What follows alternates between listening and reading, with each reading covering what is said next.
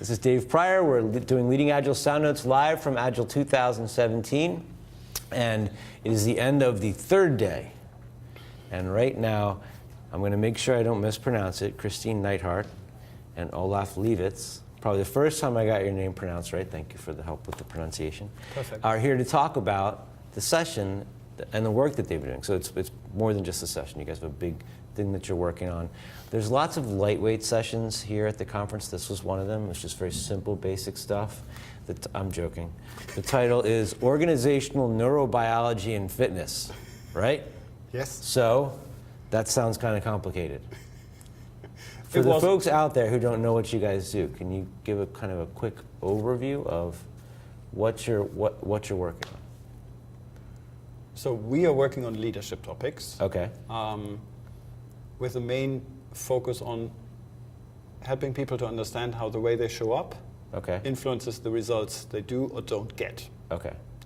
And how the awareness they might have inside, what's going on inside of them, affects the way they show up. Okay. So make that whole process of being clear inside, being clear in the way you show up, and getting what you want in the world, that gets more intentional and more deliberate. Okay. So I want to make sure that the folks that aren't familiar, when you say show up, how do you explain what that is to somebody who's not familiar with who hasn't talked to you before? Because it's not super simple, basic. Like if they weren't already familiar with the kind of work that you guys do, it might be a little confusing. Showing up is a way to really be yourself, be authentic. Okay. And leave away all the stuff which blocks you to really show what you really want to be. Okay. Like all the family stuff, all the baggage you carry around, and that they can really get a glimpse of the real energy of your personality. Okay. And that's the thing what we want to see. So if I was to show up at an interview and I was all stressed out about work and all this other stuff and tired and whatever, it's a way that I could leave that at the door, put it down, and actually come here and really truly be present and be here for the thing that we're talking about. Yeah. Yeah. Okay. So being aware that there's such a thing going on inside you, that's the first thing. Right. And then being deliberate in, for instance, managing context. Okay. Right? Knowing that there's a different Dave. Right. You want to be a different Dave in an interview. Right. Than you want to be when you're just walking around the hall. Yes. Yes. So, and having that awareness of the difference and that intention. Okay. And then being able to manage the boundaries and the context switch in a way that you can actually leave the baggage by the door. You need a lot more clarity of what's going on inside. Yeah, so well, a bit. It's not so much, it's not a black and white thing, right? So one of the things that makes our leadership approach a lot different from most other leadership approaches that I know of is that we don't tell you how to lead. Okay. We don't say, okay, there's leadership. We just heard a session yesterday where people said there's reactive leadership and creative leadership. Okay. And you should be creative as a leader. You should not be reactive. Right. And I think that is a helpful model, but to tell somebody you shouldn't be what you are is not going to help them a lot. Okay. Or you should be like that. Yeah. We rather give people tools that they can use to understand where they are now. Okay. And become more clear of if that's getting them what they want. Okay. And then they can adjust if they make that choice. Okay. Right? You could make the choice to say, yes, ideally in an interview I want to be like this. Yeah. But with these two guys, at this point of time, I couldn't care less. So that would be a choice you can make. I'm not saying you do that. I'm just saying being aware of these choices and then say, okay, I do actually want to invest the time and energy to take a few breaths, to become clear, to show up in this interview at my best interviewer self. Yeah. Or, what the fuck? Let me just get over with this. First time. Good job. And then, all right, there we go. Now it's a party. There's a conference party in an hour. Yeah. So I'm focusing on that because that's much more where my energy is and where my heart is. But then you're not really present for the thing because you're focused. Yeah, but that's your choice. Okay. And maybe as a leader in whatever position you are, maybe that's good enough. And maybe there's something else you want to focus on and want to improve that first. Okay. So there's this thing that when you look at what Agile is, right? This is an Agile conference. Yep. And many people talk about things being and not being Agile. Yes. Martin Kearns, whom you've also interviewed a few years ago, he has famously said in 2014 at this conference that every time somebody says, that's not Agile, a fairy dies. Yeah. I think they're bad waterfall fairies, so we don't care. I think that's my main takeaway out of 5 Agile conferences. Right. And I don't think that helps for a team. It doesn't help for an organization. It doesn't help for a leader. It doesn't help when you say you are Agile or you're not Agile. Right. Agile to me means you know why you're doing the shit you do. Okay. And you have a sufficient clarity on how you're doing the shit you do. Okay. And that gives you the ground for improvement. Okay. I know why I'm doing what I do, right. and I know how I do it. So you got intention as well as the way you're so you about have it. intention and awareness. Okay. And that gives you a possibility to improve. Okay. So you could have a waterfall project, but you do retrospectives, you improve, you make sure. it better. That's Agile enough for me. Okay. And you have a leader who has triggers, who doesn't get their shit together all the time, but maybe they're an excellent coder, maybe they're an excellent whatever, and maybe people just love them and they improve from where they are. So we take very seriously where people are at the moment and how they show up at that moment and give them the tools that they can improve. So let's say that I am a traditional manager and my company's just decided, somebody up the top said, we're all going to be Agile. You guys all have to go Agile, and now I have to be Agile.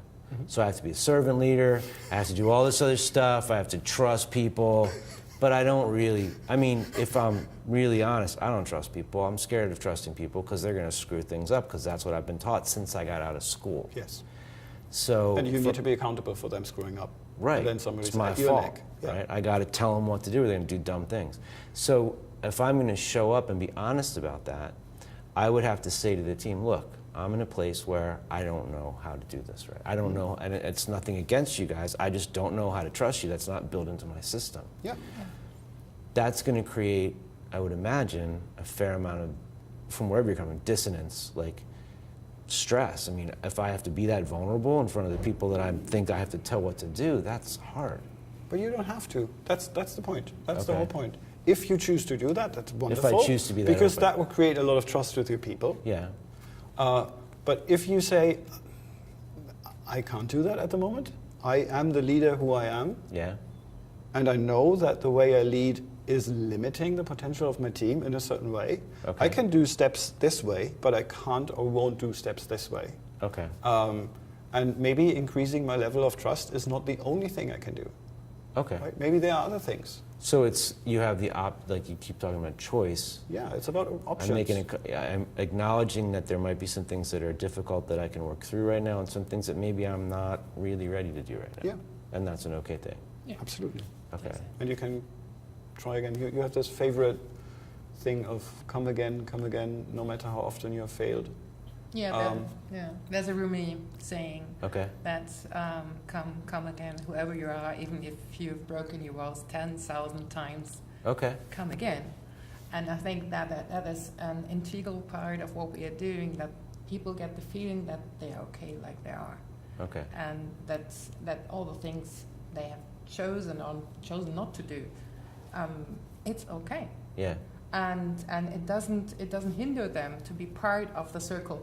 So we are doing a lot of work that really people feel like, oh, we are still part of the group, we are still part of this community. Yeah. And we can't lose that. Okay. So and there's a lot of fear going on, and to lose that. Yeah. And it's so important to give people back that feeling. No, you won't lose it. Okay. Anything what you do, even if you've broken your walls, we are here. You can come back.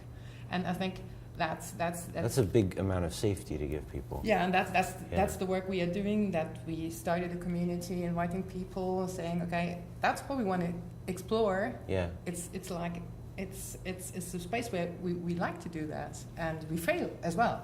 Yeah. But we want to explore how to get that more into our lives, and especially also into our business lives, because that's the place where we invest a lot of time, Right. and where there's a lot of pain and suffering. Okay. So you ran a session. It was I forget, what was it today? Organizational neurobiology and fitness. No, I know that. Yesterday. Okay, yesterday. Yeah. I was trying to remember what day it was. And in the session, what we were talking about before was you had people collaborating by drawing. Yeah. Okay. That's a technique we use in the leadership work as well. The session was not really a leadership session. The session was more about inspiring, creatively exploring a new topic. And organizational change. Yeah. Okay. So I want to talk about what you were asking to draw in a moment, but for where we are right now, if I was in a session like that and you asked me to draw, I'm very self-conscious about my drawing because I don't feel like I draw well. We never ask people to draw. Well, what did you ask them to do? To visualize their thinking. With a pen in your hand, visualize. Yeah, just put the pen on the paper and just start to. But from what you're saying, if I was there and I was like, I'm not ready to take that risk right now. I'm not comfortable. I'm here to learn, but I'm not ready to go that far. That's okay with you guys? Yes. Yeah. So I use the word map when I ask them to do so. Map what you think on that paper. Okay. And then somebody asks, can I write? And I say, yes. And somebody said, is this going to be a mind map? And I say, if you want to, yes. Okay. So it's about, you just mentioned safety, right? It's about creating a space where everything is okay. Okay. One of our participants in the Leadership Academy, who have kept telling us, what you're doing is so great. And I asked him, what makes it great? I would like to understand so that we can improve. Yeah. And at some point he said, you are providing a comfort zone that is so big and awesome that I dare do things there that I would never dare. That's awesome. Anywhere else. So it's, I can come with my comfort zone, but I don't need it. Okay. And the things that I do are far outside my comfort zone, but they don't feel uncomfortable because you have created that space. Okay.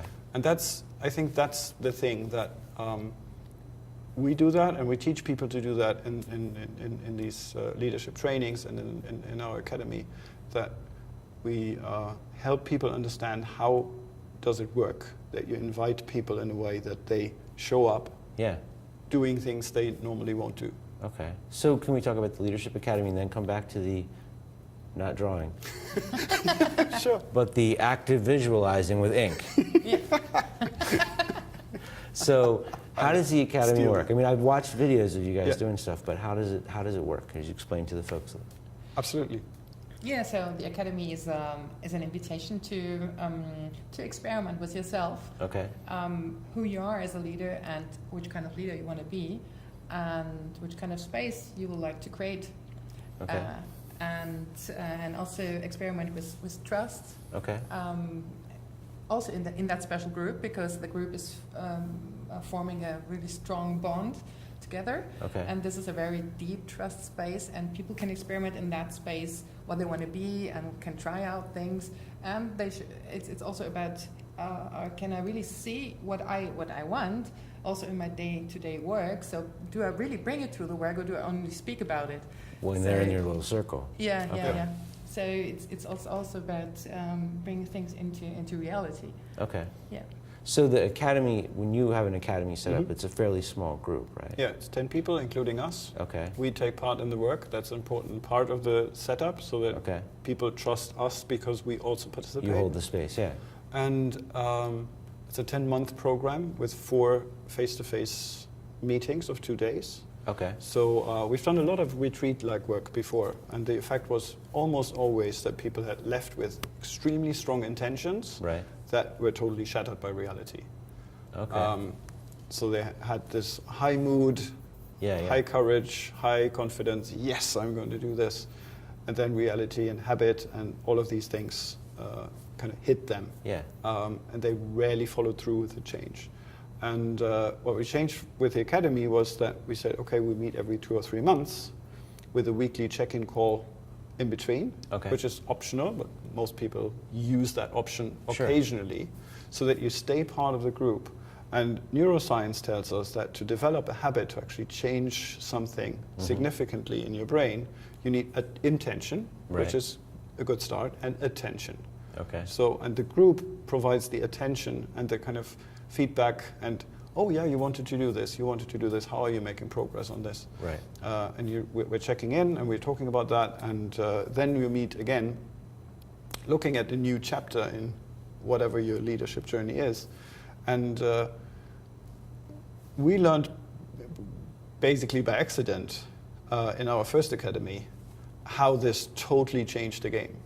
Okay. So originally it was just somebody who said, I can't come to Germany for 8 days in a row. Can we do it in chunks? Sure. Can we do this incrementally? Yeah. Aren't you agile? Right. So we did this. We did this plan and we spread Yeah. it out, and then we said, oh, this is totally changing us. Why? In a way that, because of this, Okay. right? Because of the long time, because of the tight You had group. a chance to experiment with stuff and come back and share things and learn. So one thing that changed totally for me, my confidence in my own abilities has never been very high. Okay. And working with that group for 10 months, seeing that the things we do have an effect. Right. So I couldn't escape the fact that we actually had a part in changing something, plus getting the feedback all the time for, hey, this is working well, this is great. Okay. That had an effect on my confidence that nothing before ever had. Okay. Because I couldn't escape it. Yeah. And other people went through similar effects. Okay. That was my special learning in that first leadership academy. Okay. Yeah. So if you, I mean, I know you're doing this in Europe, and people would come. I mean, Germany, right? So they would come several times to meet in person. Yeah. Do the virtual meetings once a week. Yeah. Do you have plans to do it outside, or are you doing it outside of that area? We had plans for a while, and they were not very alive. But yesterday, 3 different people asked us at the conference, can you do this in the States? And 2 other people said, yes, we would join if you do it. Wow. So since we need 8 people to join, we already have 5. We are very probably going to do it soon, yes. So if you want to be one, I'm just doing this now. Yes. If you want to be one of the 3, Yeah. where do they go if they want to, before we keep talking about it, where do they go if they want to learn more? So on our website, TrustTemenos.com, they would find a page, I think it's named Trust Temenos Academy or Leadership Academy, where they find lots of information about the program, some videos of people talking about it, a bit more details about what we just said, how these weekends are set up, etc. Okay. And an email where they can sign up. Okay, so ask us more. Trust, the word trust, TEMENOS.com. Yeah. Yes. Okay. Correct. And it might be that we do different in America. Okay. So that is not the 4 blocks that we do it in different. Okay. We'll communicate with the people what's best for them, what's best for us. Okay. Since it's more far away for us. Okay. So we'll see. All right. I want to go back to the session. Mm-hmm. Yeah. Okay. Because when we talked about it, and one of the things I was reading when I was reading up on it is that the focus of this session was, you're talking about, I have to look this word up again, neurobiology and fitness. And if you were to say, draw this for yourself, that would be, or not draw, whatever. Visualize. Make the pictures or maps for yourself, that would be one thing, but you're talking about an organization. Mm-hmm. So the example that you gave was you might exercise, you might meditate, you might do whatever. Alistair wants to go dancing, he can do that. Yeah. So what does a But dancing how do we get organization look how do we like? get an organization to tango and do yoga? Yeah. How do you draw that? Because I don't, like, I'm literally, I got nothing. How does that show up? Like, what did people? Well, I think in the drawing they would draw a couple dancing, and Okay. then they would talk about the organization dancing. Okay. That's what I've seen so far. We've run this session Like a twice, metaphor. once in Germany and once yesterday here. Okay. I think the conversation is interesting. So what does it look like when an organization breathes? Mm-hmm. And one of the things that I think is a good example of that is when you have something like an open Friday. So that Okay. every Friday we stop doing the normal work and we actually let something fresh in, Okay.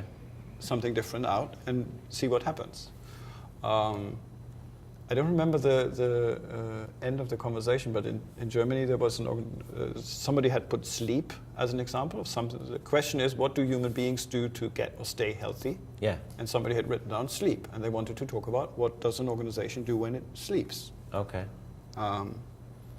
And then somebody took that to the next level of what does sleepwalking look like. Wow.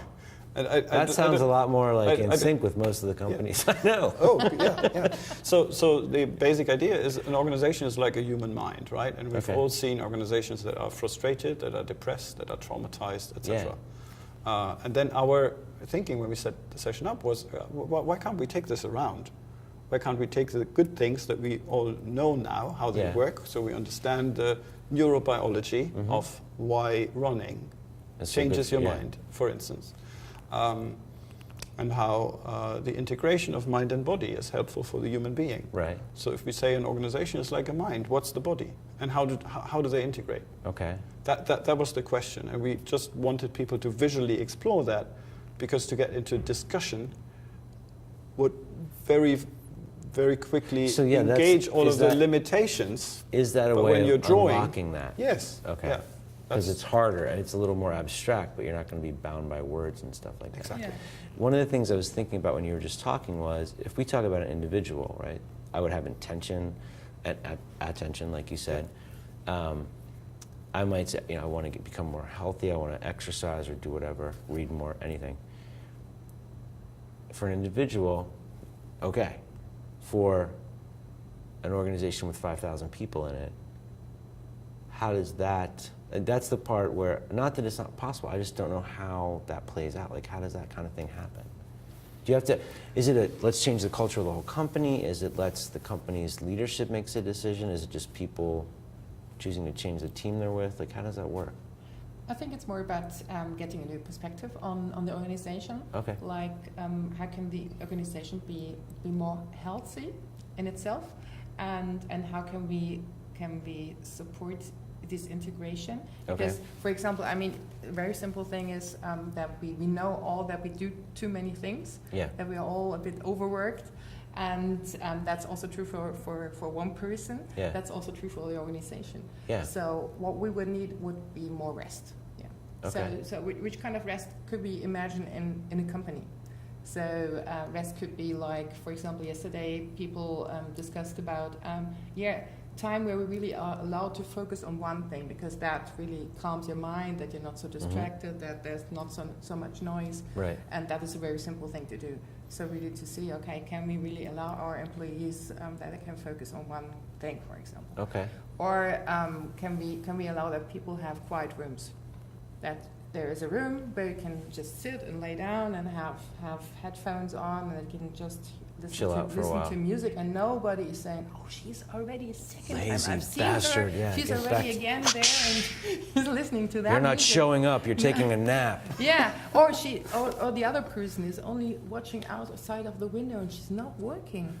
And those things that changing that's judgment and changing the perspective on what's really happening, and that people are really bringing value to the work in doing that.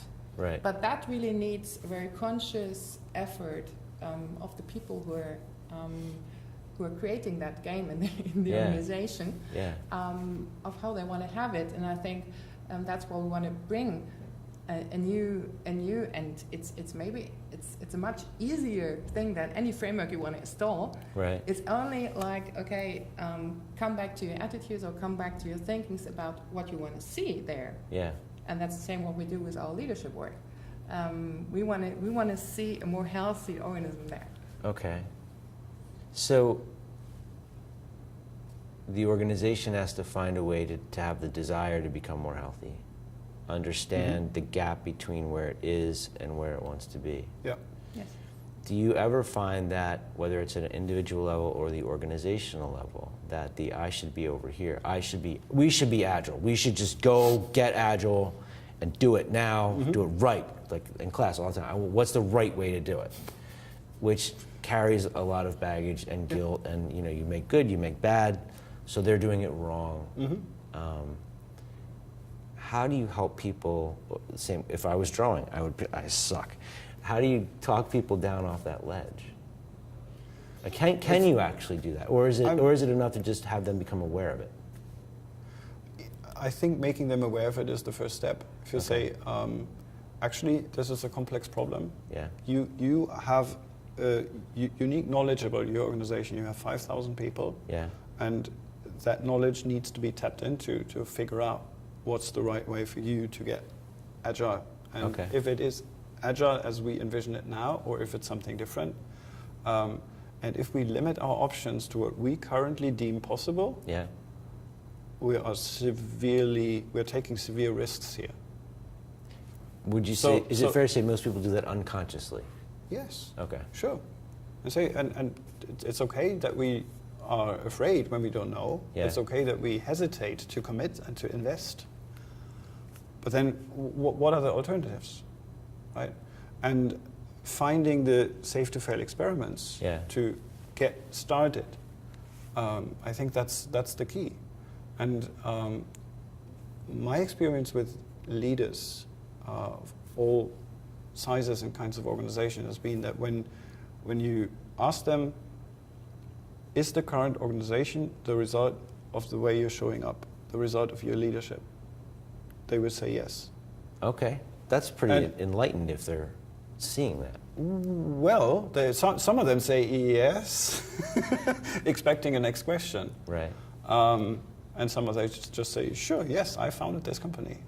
It's been this way because I wanted it to. Okay. Well, and the organization that you want next, what kind of leadership is that organization going to need? Okay. I don't have a fucking clue. Yeah. So, and then give them this idea, or this option, that starting with looking into the mirror, with confronting themselves and who they are, and then making small changes. And being okay with whatever it is. That's a big deal. Yes, yes. So not saying, hey, you need to be like that. Yeah. There's something that you can change. And figuring out what risks you're willing to take. Like you're saying, create a place that's safe to fail. I'm like, well, the first thing I'd have to do is make it safe to be willing to try to do anything at all. Yes. And knowing if I fail, I fail. Yeah. But that's a very scary thing for a lot of, talk about baggage to carry around. Yeah. Like when Christopher Avery showed me his list today, he had 5 things. The only word I saw was shame. I'm like, oh yeah, all right, there we go. I know that list. Just kind of locked in there. I'm anchored on that one. Shame is an important emotion. It's guarding your integrity. Yes, and there's so much that goes along with that. I don't want to go back to that right now. It's too much. But so you've got the academy. You're going to be doing the gathering. I want to ask you about your book in a second, which is why I'm trying to do this stuff now. So what's going to happen with the gathering?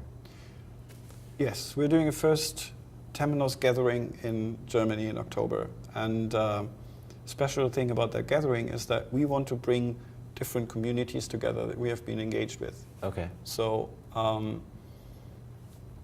we are connected through the Agile community. Yeah. Christina is coming from the, what's the English term that I currently don't remember? Ecological food? No. Yeah, I'm more from the organic movement. Organic, that was the word I was missing. She comes from the organic movement. You do look incredibly healthy for somebody at this conference. Like your skin, no, seriously, like your skin, your hair, everything, you look much healthier than most of the people here. Thank you. Take this compliment. No, it is, because you're eating good food, healthy food. Yeah, even here. What? Even here. The food at this conference has been exceptionally good, by the way. Yeah, and then we know people from the Teal movement. We know people who have done organizational development from whatever perspective for decades, etc. And we want to bring those movements together and use that safe space that we've talked about to connect, and then get real stuff out of the door together. So look at, okay, now that we're connected, now that we know each other, now that we have that level of trust, how can we help each other amplify our impact? Okay. And we don't want to form a fixed network. It's just that space for that time. Where we can co-create, and it's okay if everybody gets out of it and they say, okay, I've got some new ideas for myself and I will bring it into practice. Or it's okay also to say, okay, let's cooperate on that one and let's create something. I think a lot of our work is being it for a leader, being it for an organization, or being it for that event of the gathering is getting into that unknown place, so that we don't just repeat the same thing again and again. So it was a very nice feedback from yesterday's participant that they said, okay, that was a session where I really got to know something really completely new. And that was the best thing for me so far at the conference. So that's great. So that's big, and that's something I really love. If I get that feedback. It's got to be very rewarding. Yeah. Cool. Yeah. So can I ask you about the book? Yeah, sure. Yes. Okay, so the book is called Showing Up, and get on LeanPub, right? Oh, look at that. And see, my cover's different. I think my cover's white. You got last year's cover. Okay. Yeah. So This is this year's cover. I'm gonna be honest, I haven't finished it. I'm Yeah. And halfway that's complete. through it. Okay. But my book got like 57 Post-its sticking out of it and notes all over it of all the things I want to ask you guys about. And I left it in my room. So I don't have it with me. Next but time. there was something that as I've been reading, I've been thinking about the interview and thinking I really want to see what you guys say about this.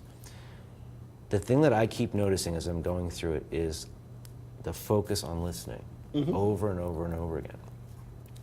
And I'm wondering how you go about helping people to listen better. Like what are things people can practice? Like if somebody's watching this now and they're thinking, you know, if they've looked at this at all, like I'm reading it and I try really hard to listen all the time, especially with stuff like this. And I feel like I need to get better. I want to be better at that. And listening not just with my ears, but everything, all the information that's coming in. Yeah. How do you have any guidance on how people can go about tuning that up and building the muscle of being able to listen more actively and be more present with what's being taken in? Yes, we do. So It's good, because this is live, and if you didn't, this would have sucked. Okay. So there are many ways of how we can improve your listening. I think one of the practice we promote at the moment very often and is to listen with clean language. Okay. And because this helps you to listen in a new way. Okay. So the first thing we always say to people that listen without thinking. So if I just hear you and that you don't, I mean, for you it's really, I don't know how you do it if you're in such an interview. If you try to formulate a question during we are speaking. I'm constantly doing that. Yeah, I mean, I have to, constantly because I'm Yeah. always where we're going to go next. Yeah. So this would be a really challenge for you that It you would be a really pretty boring interview. you don't know. You never tried it. Be a quiet interview. Yeah, to really only listen to Yeah. what I'm saying at the moment and not to think, and really and rely that the best question will come out of you after I've said something. Which is another vulnerability. There's a lot of trust Yeah. there. Yeah. Yeah. And the second thing would be just to repeat words of what I was saying without adding something. Okay. That you have to focus on some words I'm saying, which you'll think, okay, this could open a new world. This world, Yeah. because that was an important word she said. Right. Yeah, and the third thing is then in clean language, that you have that at the end you're posing some question for the other person after you've listened like this.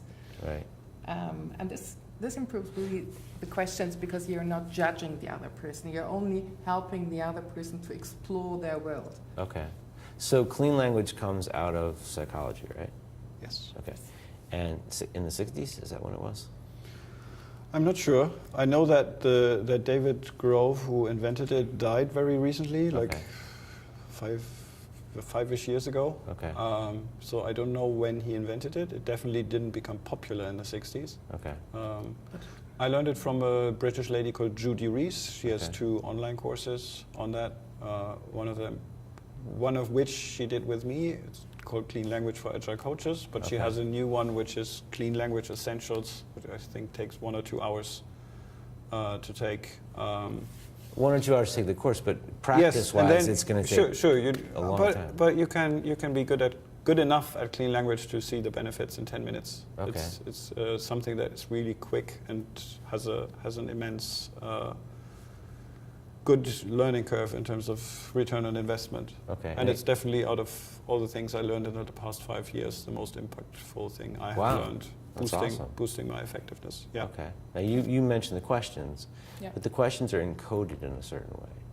I don't know if Yeah. that word is irritating to you, Yeah. but that's what when I was They're- looking at it, that's what I was thinking. Yeah, they're specifically designed so that you don't add your shit to the conversation. So clean language, very much like clean slate, which is part of Temenos, right. Or clean feedback is about separating your shit from the other shit. So when I want to help you clarifying your thinking, I don't want to add my thinking to it. You don't want to pollute it. So I don't want to bring my assumptions, my presuppositions, my curiosity. I want you to help understand your thinking. Yeah. And that's the way these questions are designed. So they will ask about words you use, will ask about connections between things that you mentioned, but they will not add anything about emotions. Add to the narrative. Yeah. You're going to help a way of holding up the mirror, and like you said, letting me explore it a little bit and figure out what it actually means. Yeah. So you said holding up the mirror, what it actually means. What kind of mirror is that mirror? That's a clean question. And then you can think of, does that metaphor actually mean something, or is it just a mirror? It does for me because of what I'm thinking of and where it's coming from. Yeah. And then it goes down this whole scary Zen path that I don't want to talk about right now. So people going through this, they're going to be, I would imagine, folks that from a leadership perspective are already really open, to a certain extent, to putting themselves at risk and taking a chance because that's the way they're going to get to the next stage. Yeah. Yes. When you meet people that are kind of on the fence, is there a way that you can help them? I would expect that neither one of you would want to talk somebody into it, but is there a way that you can help them, if somebody's watching and they're thinking about it, understand how the reward is going to be worth the risk that they're going to take? Like, I think about, I mean, we've talked about this before, like, it opens you up in a way that it's like, yeah, but I don't know if I want to look in that room, because that's where I put all the bad stuff, and you have to be open to that to a certain extent, right? I can make a personal example. Okay. So I'm a creative person. I think this I know it now. I didn't know it when I was younger, and so I have got lots of ideas. Okay. So the most complicated thing for me was to focus, and so there were times that I had 8 networks going on where I was active. Yeah. So because that was my normal way of doing things, that I was always doing things, huge things in parallel. Yeah. And I think this is going on for a lot of people like this. I can't imagine what that's like. and through this work, through this Temenos work, it's like doing a circle on and on and on again to find out where's your passion, where's your heart going. Okay. And at a certain point, I was ready to let go of all those things because I found this is the thing I want to do. This is the thing I want to bring to the world. And it's so much more worth for me than all the other things that I'm ready to let that go. And then my life becomes easier. My life comes into simpler. Yeah. And it comes into a flow, and it's much more cheerful and more fun because you fully throw yourself into this thing. And also the kind of connections you do have. There will be connections you really love to connect with, and all the others, they just fell away. So so life is much more worthwhile doing that. That's great. That's really wonderful. What I'm taking from this, and connecting that to your question with the dark room, I think focusing on the positive bit, and the choice, is important. You mentioned Christopher Avery earlier, and Christopher says if you put the things you need to do on a list, and there's a hell yeah side, stuff you really, really want to do, and the side, right? You only want to go for the hell yeah bit. But if you focus on this, there's your motivation, there's your energy, there's your passion. Right. And then letting go of the other things is easier if you have something to focus on. Yeah. Right? If you start looking at whatever you want to explore as like, oh, this is the dark room where the things are that I don't want to look at, then you're setting yourself up for making it more difficult. So my question to you when you start this conversation would be, okay, what's the thing that would get you jump out of bed in the morning? What's the thing that what do you want more of? Yeah, and this is interesting. You know, you've had all these things. I did an experiment when I started doing personal Kanban. Brian Bizzuto had me do this thing that I thought was really weird. And what it taught me was I have many things that I'm involved with, and I might be like, edit this podcast, do this thing. And when I stopped and thought, I'm like, all these things are freaking awesome. I am so lucky to be able to have these things that I can't wait to do. But the awareness of that was, I mean, it was like a bolt of lightning. So now, having knowledge that I've got all these things or whatever, one thing, 8 things, it might be a lot, but I can make the choice to do it. And even if I feel like it's a lot, I'm the one that picked it up. Yeah. Right? I can't be the victim anymore, and that was a big deal. Cool. Well, one more question. Vulnerability seems to be a very recurring theme this time, leadership-wise, right?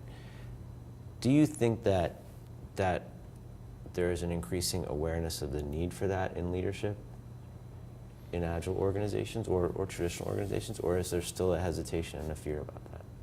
Or is it that the work that you're doing is hopefully opening that door more? I think this talking about allowing people to do mistakes is, I think, for me, one of the pathways to allow vulnerability. Yeah. Just to say, okay, yeah, it's true. I'm not perfect, and there mistakes are happening and failures, and let's talk about it and see where we have learnings out of that, and concentrate on the learnings we get out of our mistakes, and just accept that we are humans and we do have failures and we can talk about it, and just think that that's one of the doors which are opening at the moment for a lot of people in the Agile world, because I think that's really getting into the center of central part of Agile movements. And hopefully not just, it's okay for you people to fail when you plan this sprint, but it's okay if I fail. I could try this, and like I could show up. I might be the manager that wants to try to be more open, but if I'm being honest, it might be really hard. Yeah. I'm going to mess it up a bunch. I'll do the best I can. And I've heard a lot of managers now saying, okay, to be true, I don't know about that. Yeah. I don't have any answer. And I think more and more managers. Yeah, like like David said on Monday, saying I don't know is the most powerful thing you can do as a manager. And that's a good start. Yeah. And just accept it. Cool. All right, so if they want the book, where's the best place for you guys for them to buy the book? Some people are like, you should buy it from LeadPub because then you get a little more money. Well, Amazon, whatever. The book is currently only available at this conference, at the bookstore. Or on LeadPub. Okay. So there are not many more options. So LeadPub is the best place to get this book. Okay. And we are looking for a publisher, and or we just go on with our self-publishing. We don't know. All right. And if they want to go to the gathering, or if they want to take one of those last 3 spots for the U.S., they should go to, I don't have the URL written down. TrustTemenos.com. TrustTemenos.com. All right. Cool. That's right. It's covered up with suspenders.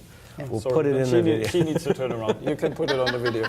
So, well, thank you both for being here. This was really fun. It's always great to see you. And it was great to finally meet you in person. So thanks for coming. Thanks. Good to see you. All right, keep watching. We're going to be doing these all week long. We got one more day, I think, right? One more day. And the open space. And the open space. But yeah, we're doing live stuff all week at Agile 2017. Thank you guys for being here. And we'll see you tomorrow.